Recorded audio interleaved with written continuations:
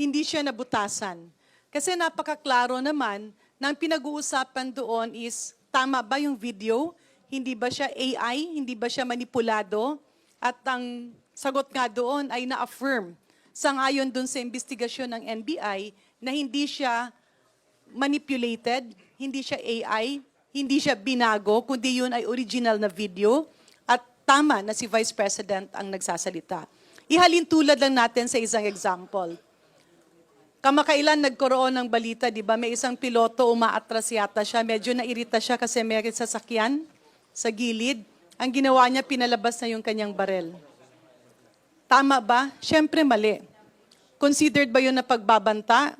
Pwedeng sabihin ng piloto, hindi ako nagbabanta, pinakita ko lang yung barel.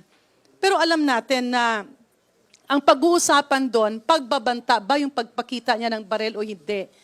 Tila, nililihis ang usapan, ay hindi. Nung umatras yung sasakyan, yung ano ba yung buhok nung nasa kabilang sasakyan, itim ba o yellow ba? Ano ba yung kanyang may lipstick ba siya o wala? Maganda ba yung makeup niya? Hindi siya tumutumbok. Hindi siya related. Kumbaga, sa Bisaya pa, wa siya ilabot sa tinuod na giistoryahan. Wala siyang importansya doon sa issue. Ihalin tulad ulit natin, kunyari may isang school. Minsan, merong pwedeng estudyante maging makulit. Sa galit ng teacher, sasabihin niya, pagbabantaan niya ng pagpatay. Ang kulit-kulit mo! Sasapakin kita. Ang kulit-kulit mo, susuntukin kita. Ang kulit-kulit mo, ipapapatay kita, yung mga ganong salita. What is the expected situation? Ipapaimbestiga ng superior or ipapaimbestiga ng DepEd and the possibility of that teacher being removed from her post medyo mataas dahil nga nagbanta siya. Hindi justifiable na bantaan mo kasi meron namang ibang avenues. Pero hindi naman pwedeng pag-usapan, hindi, luma yung t-shirt ng estudyante. Nakaupo ba o nakatayo yung estudyante? Nakakain ba ng almusal o hindi yung estudyante? O yung estudyante ba, babae o lalaki? In other words, it's not relevant.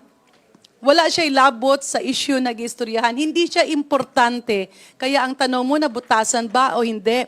Hindi. Pero ang malaking katanungan doon, bakit ba tila nililihis ng defense yung issue? Bakit hindi nila sagutin, totoo ba o hindi? Yung pagbabanta ng pagpatay, AI ba yun o hindi?